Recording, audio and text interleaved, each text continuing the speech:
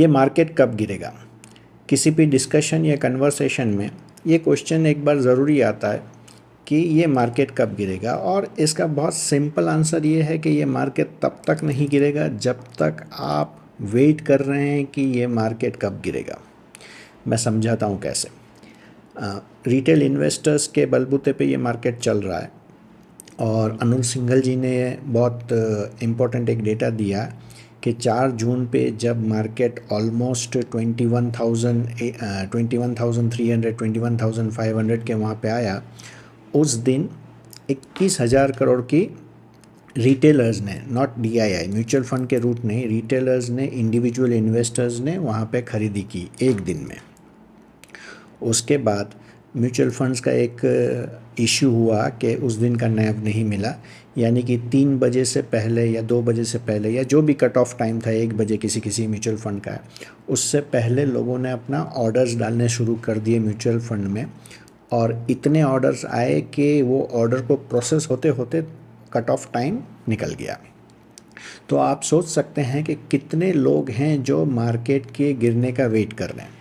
और जब इस लेवल की एंथुजियाज़म और इस लेवल का पार्टिसिपेशन और इस लेवल का मनी साइडलाइन पे पड़ा हो कि 5%, 7%, 10% अगर मार्केट गिरता है, और उस दिन माने फ्लरी ऑफ पीपल माने इन्वेस्ट करने के लिए रेडी हैं, और उन्होंने अपना मनी उसमें इन्वेस्ट कर रहे हैं, apart from the mutual fund के सिप रूट जो हर महीने इंक्रीज़ हो रहा है, तो इट्स वेरी डिफ़िकल्ट कि मार्केट यहाँ से बहुत ईजीली गिर जाए।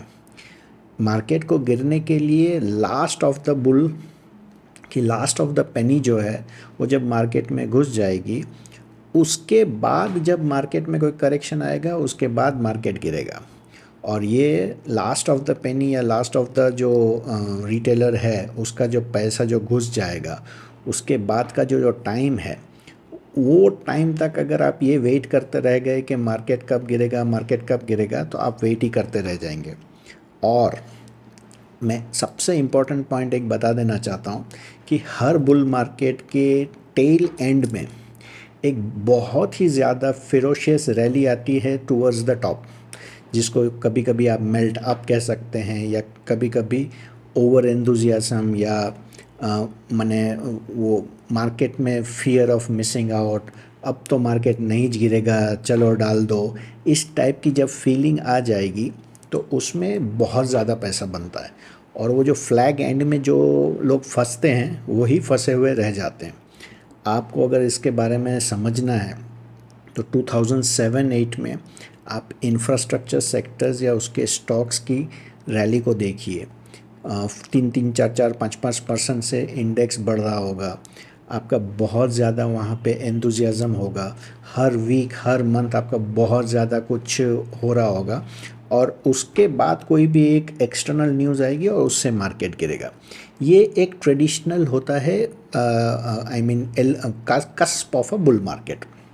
तो ये जब आएगा उसमें अगर आप अभी पैसा नहीं लगा रहे हैं तो उसमें आपको सक इन नहीं हो जाना है।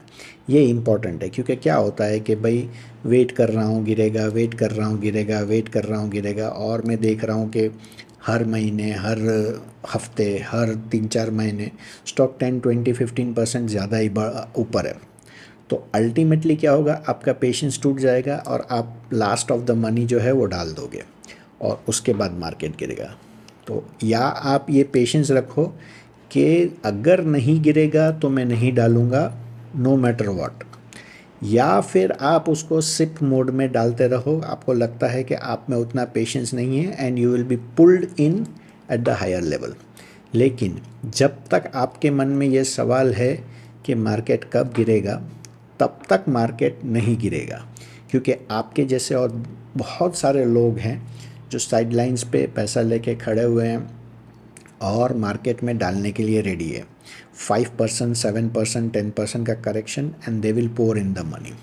और आधा दिन, एक दिन का करेक्शन कोई करेक्शन नहीं होता है। आप सोचो कि people were not even ready to wait for a day. Mutual funds में आप पैसा डाल रहे हो और म्यूचुअल फंड में आपको नेक्स्ट दिन का मिला, और नेक्स्ट दिन अगर मार्केट और ज़्यादा गिरता तो वो रिजॉइस करता है, लेकिन क्योंकि बढ़ गया उन्होंने कंप्लेन की कि भाई मेरा को तो अगले दिन का नैव मिलना चाहिए, और इसलिए ये न्यूज़ बाहर आई। तो आप सोचो, इतना पैसा जब साइडलाइन पे पड़ा हो और आपके मन में ये सवाल हो कि मार्केट कब गिरेगा, तो क्या लगता है आपको, मार्केट गिर सकता है?